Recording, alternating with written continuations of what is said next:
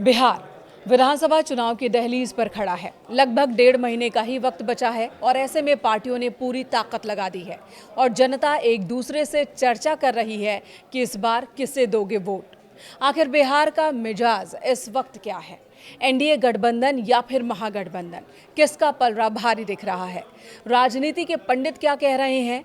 मोदी नीतीश की जोड़ी हिट होगी या तेजस्वी का जादू चलेगा? इसी पर बात करते हैं। नमस्कार, मैं हूं आपके साथ मेनका चौधरी। अलग अलग सर्वे रिपोर्ट्स की माने तो बिहार में महागठबंधन जनता का भरोसा जीतने में पीछे रह गया है, जबकि एनडीए लगातार बढ़त बनाता दिख रहा है। आखिर किन वजहों से ऐसे कयास लगाए जा रहे हैं, ये भी जान लेते हैं। पहली वजह, पीएम मोदी की लोकप्रियता और नीतीश कुमार के अनुभव का गठजोड़। जानकारों की माने तो इस गठजोड़ के आगे विपक्षी खेमे में चेहरा, नैरेटिव और रणनीति सब कुछ बिखरा हुआ नजर आ रहा है। दूसरी वजह है तेजस्वी के नेतृत्व की चुनौती। तीसरा कारण कांग्रेस की कमजोर उपस्थिति। वहीं चौथी वजह है नए राजनीतिक खिलाड़ियों की मौजूदगी, जिसने विपक्ष के समीकरण को बिगाड़ दिया है। जनसुराज और ओवैसी जैसे फैक्टर ने महागठबंधन की जमीन और भी कमजोर कर दी है। वहीं महागठबंधन के पास ठोस नैरेटिव का भी अभाव है, जो उसकी एक बड़ी कमजोरी है। देखिए, बिहार की राजनीति में चेहरों का असर हमेशा रहा है और निर्णायक रहा है। इस बार प्रधानमंत्री नरेंद्र मोदी की लोकप्रियता और मुख्यमंत्री नीतीश कुमार की प्रशासनिक पकड़ ने चुनावी समीकरण को बदल दिया है। सर्वे बताते हैं कि नीतीश का अनुभव और मोदी का करिश्मा मिलकर एनडीए को मजबूत बना रहे हैं। यही वजह है कि तेजस्वी सीएम नीतीश के स्वास्थ्य को मुद्दा बना रहे हैं।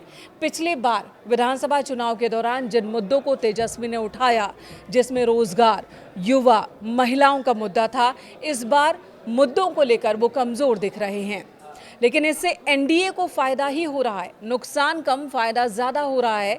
नीतीश को जितना ज्यादा तेजस्वी टारगेट करेंगे, जाहिर सी बात है उतना ही ज्यादा एनडीए को फायदा होगा। वहीं महागठबंधन में सबसे बड़ा चेहरा खुद तेजस्वी हैं, जो एक संभावना के तौर पर तो उभरे हैं, लेकिन अलग अलग ओपिनियन पोल्स यही बता रहे हैं कि मोदी नीतीश की जोड़ी के सामने तेजस्वी का चेहरा भरोसेमंद कतई नहीं है। यहाँ तक कि उनके सहयोगी दल, यानी कि महागठबंधन के जो सहयोगी दल हैं, आरजेडी से अलग हटकर कांग्रेस की ही बात कर ले, जो महागठबंधन में आरजेडी के बाद दूसरी बड़ी पार्टी है, कांग्रेस की ओर से भी तेजस्वी का नाम खुलकर सीएम के रूप में नहीं लिया जा रहा है। पिछले विधानसभा चुनाव में तेजस्वी का क्रेज दिखा था, लेकिन इस बार वो क्रेज बरकरार रहेगा कहना मुश्किल है। वो भी तब जब महागठबंधन के सहयोगी दल ही उन पर भरोसा नहीं दिखा रहे हैं, जबकि उनके सामने चुनौती क्या है? पिछले बार के प्रदर्शन से बेहतर प्रदर्शन की, लेकिन वो पिछली बार का ही प्रदर्शन दोहरा पाएंगे, इसमें संशय है। वहीं कुछ लोग ये भी कह रहे हैं कि तेजस्वी के नेतृत्व को लेकर जनता और सहयोगी दलों दोनों में भ्रम है, जिसका असर दिखेगा। कई बार उनके बयानबाजी और रणनीति को लेकर भी सवाल उठे। अलग अलग सर्वे अनुमानों की माने तो युवा नेता होने के बावजूद वे अभी तक स्थायी विश्वास पैदा नहीं कर पाए हैं। इसके अलावा महागठबंधन के पास कोई ठोस मुद्दा नहीं है। अभी तक महागठबंधन एक भी ठोस नैरेटिव सेट नहीं कर पाया। न रोजगार का ठोस एजेंडा है, न शिक्षा स्वास्थ्य पर स्पष्ट कोई विजन है। केवल नीतीश विरोध या मोदी विरोध से जनता को साधने की कोशिश हो रही है, जबकि एनडीए लगातार विकास, स्थिरता और नेतृत्व की लाइन पर अपनी पकड़ मजबूत बनाए हुए है। वहीं महागठबंधन की एक और बड़ी कमजोरी सामने आई है, उसके सहयोगी दलों में कांग्रेस।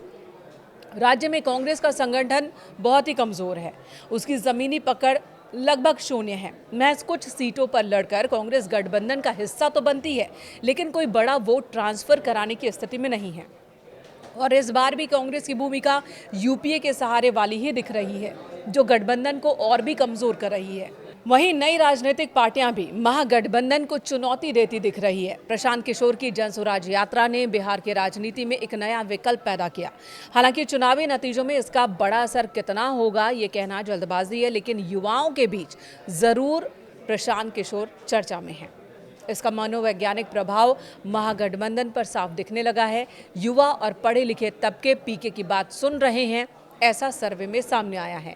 इससे विपक्ष के वोट बैंक में सेंध पड़ सकती है। सर्वे बता रहे हैं कि खासकर शहरी और शिक्षित मतदाताओं में पीके का क्रेज है। वहीं एआईएमआईएम प्रमुख असदुद्दीन ओवैसी का बिहार में सीमांचल इलाके में हमेशा से ही प्रभाव दिखा है। टारगेट पर यह इलाका रहा है ओवैसी के। यहाँ मुस्लिम वोटर्स की संख्या बहुत ज़्यादा है, जिस पर ओवैसी की पकड़ बढ़ती जा रही है और इसका सीधा असर महागठबंधन के पारंपरिक वोट बैंक पर पड़ रहा है। अलग अलग ओपिनियन पोल्स के मुताबिक सीमांचल में आरजेडी को मुस्लिम यादव समीकरण पर हमेशा से भरोसा रहा है, लेकिन ओवैसी की मौजूदगी इसी समीकरण को कमज़ोर कर सकती है। ये भी महागठबंधन की हार की एक बड़ी वजह बन सकती है। तो कुल मिलाकर अभी तक के सर्वे रिपोर्ट्स की माने तो अभी स्थिति एनडीए की भारी दिख रही है, मजबूत दिख रही है, जबकि महागठबंधन बिखरा बिखरा दिख रहा है।